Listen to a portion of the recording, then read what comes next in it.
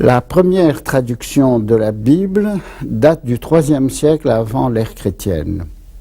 Et c'est une traduction faite par les Septante. Les Septante, ce sont 72 rabbins d'Alexandrie qui, entraînés par les Ptolémées et soutenus par la riche communauté juive d'Alexandrie, avaient décidé, pour la comprendre, de traduire la Bible en grec. C'est une date considérable de l'histoire de la culture. Les Septante ont fait non seulement la première traduction de la Bible en langue occidentale, mais la première traduction de l'histoire de la culture. Avant les Septante, on ne savait pas ce qu'était traduire. Si on voulait lire Platon, il fallait apprendre le grec. Si on voulait lire les écrits latins, il fallait apprendre le latin. Et quant à l'hébreu, il fallait connaître l'hébreu pour pouvoir les lire. Il y avait bien des textes édités par les empereurs, des lois éditées par les empereurs dans les différentes langues de leur empire, mais ce n'étaient pas des traductions, c'était des textes parallèles. Qu'est-ce qui caractérise la traduction de la Bible par rapport à toutes les autres? C'est qu'elle est la première à avoir été faite par un hébréophone. C'est un mot horrible, mais qui veut dire par quelqu'un qui parle l'hébreu et qui n'avait plus besoin du recours fatal au dictionnaire et de la soumission au dictionnaire pour juger du poids des mots dans la langue. Et toutes ces 2060 langues ou dialectes de la traduction de la Bible émanent de la traduction du grec, les Septante, ou de la traduction latine, la Vulgate. Et pourquoi? Eh bien, c'est bien simple, parce que l'hébreu était très mal connu avant la résurrection de cette langue dans les limites de l'État d'Israël. Le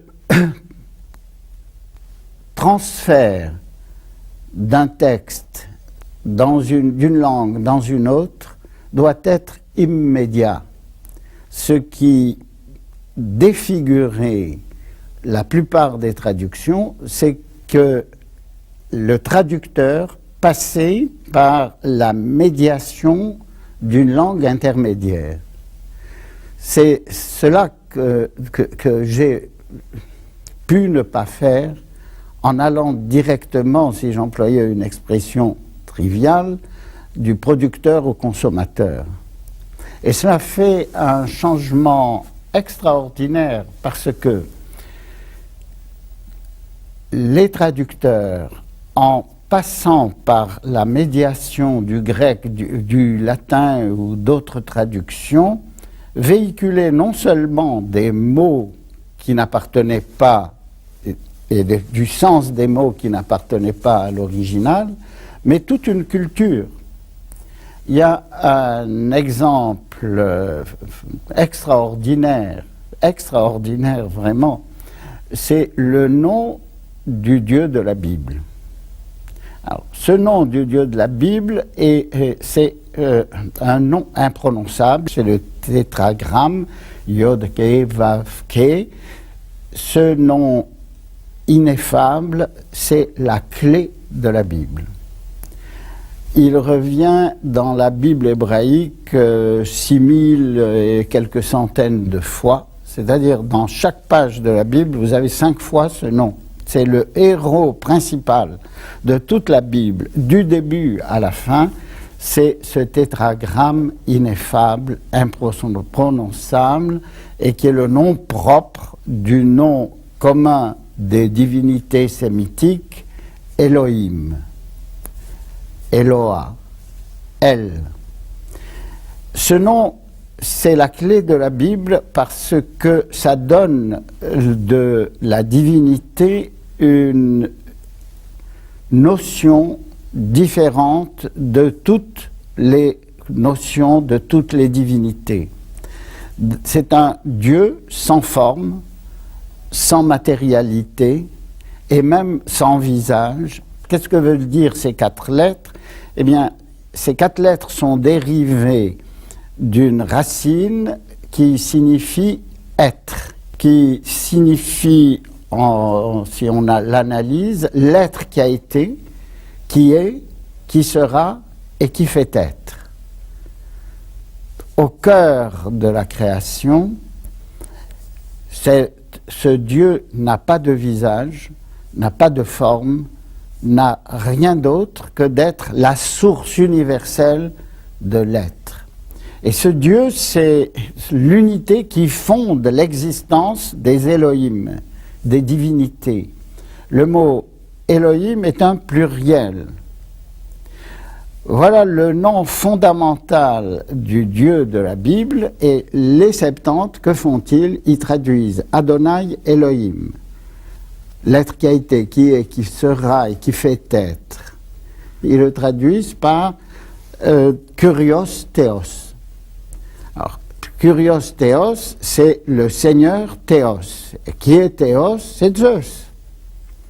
Sous des formes variées, c'est la divinité de l'Olympe qui est arrachée des pentes douces de l'Olympe, et par la vertu des traducteurs, il détrône Adonai Elohim, la divinité austère du Sinaï, qui devient une personne déplacée sur les pentes de l'Olympe. C'est un coup fabuleux. Fabuleux, n'est-ce pas? C'est la manière d'abattre un Dieu et de relever une idole morte et de l'offrir à l'adoration des masses, à la place de ce Dieu que l'on prétendait honorer. Et qu'on ne me dise pas que c'est une question de mots.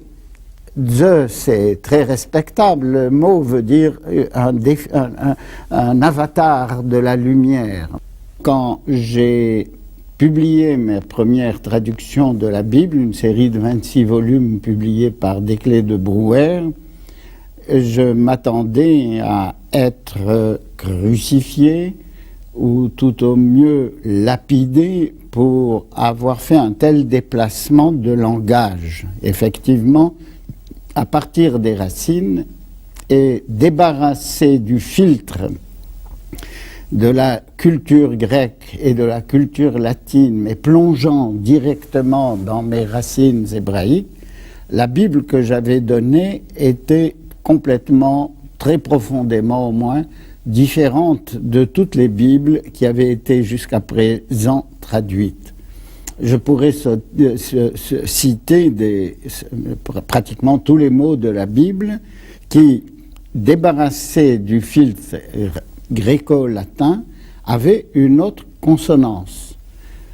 Les traducteurs, tous les traducteurs ont tendance à inscrire leur traduction dans le tissu linguistique de leur culture.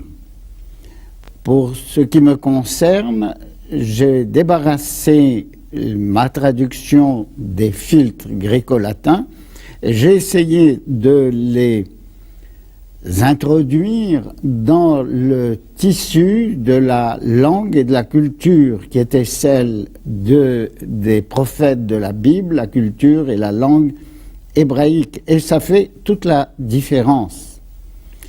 Bien sûr qu'il est plus facile de lire les traductions courantes, mais à mes yeux, la Bible est un Himalaya qui a été raboté pendant des siècles au point d'être réduit à une morne plaine.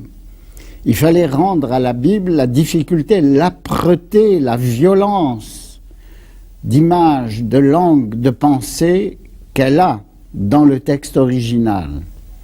Et alors que je pensais que mes traductions mettraient 25 ans avant de s'imposer dans le public en français, dès que les premiers volumes ont paru, et ça a été le succès immédiat. Les gens avaient besoin de ce langage nouveau, de ce vin très fort qu'est la Bible hébraïque et que même réduit à travers, inévitablement réduit à travers la traduction, demeure très fort quand même.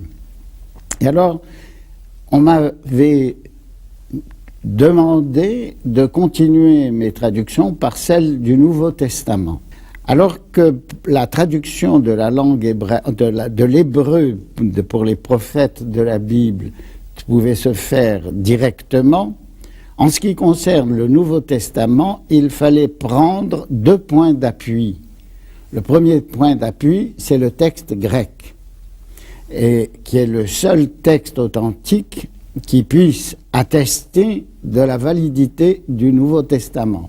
Mais ce texte grec a été prononcé par des Hébreux. Tous les auteurs du Nouveau Testament sont des citoyens de la Judée ou de la Galilée. Tous sont de culture hébraïque ou de culture araméenne, mais tellement proche de l'hébreu parce que l'araméen parlé en Judée était très hébraïsé. Et leur langue ne pouvait être comprise, le grec du Nouveau Testament ne peut être compris que par rapport à son substrat hébraïque, puisqu'il s'agissait d'hébreux qui s'exprimaient en hébreu. Et c'est ainsi que, à la suite de bien des auteurs spécialistes du Nouveau Testament, j'ai traduit le grec du Nouveau Testament, non pas par rapport au grec classique, mais par rapport à sa connotation dans la koiné. Prenons un exemple, Kurios Theos, le Seigneur Dieu, je le traduis par Adonai Elohim. Et dans tous les mots du Nouveau Testament, je recherche le substrat hébraïque. Et ce substrat hébraïque est toujours présent parce que on en a le témoignage dans la traduction de la Septante de l'Ancien Testament. Les mots grecs font référence aux mots hébraïques, et pour le Nouveau Testament, les mots grecs du Nouveau Testament nous renvoient aux mots hébraïques qu'ils représentent déjà dans la Septante. Et là encore, ça fait un déplacement de signification extraordinaire. On lit le Nouveau Testament, non pas par rapport au Dieu de l'Olympe, mais par rapport à Adonai Elohim, la divinité du Sinaï. Et ça a été pour moi un ravissement que de découvrir un nouveau visage que l'hellénistique, que le latin, au personnage de Jésus, à son discours, à sa culture. On est renvoyé aux racines de la Bible et cela opère un rajeunissement extraordinaire des grands textes qui ont suscité la naissance et l'épanouissement de la chrétienté. La Bible hébraïque a été écrite, je le répète, dans le courant du 2e millénaire et du 1er millénaire avant l'ère chrétienne, et se diffuse dans 2060 langues à des millions, à des dizaines de millions d'exemplaires. C'est un livre incroyablement vivant et qui a parlé dans toutes les langues du monde, à tous les âges et dans toutes les cultures, et qui continue d'être vivant. C'est là le miracle de la langue hébraïque, et si j'ai retraduit ces textes, c'est pour les rendre plus accessibles à l'humanité de nos jours. Parce que les langues changent et le français inspiré du grec et du latin n'est plus le même que celui que l'on parle de nos jours.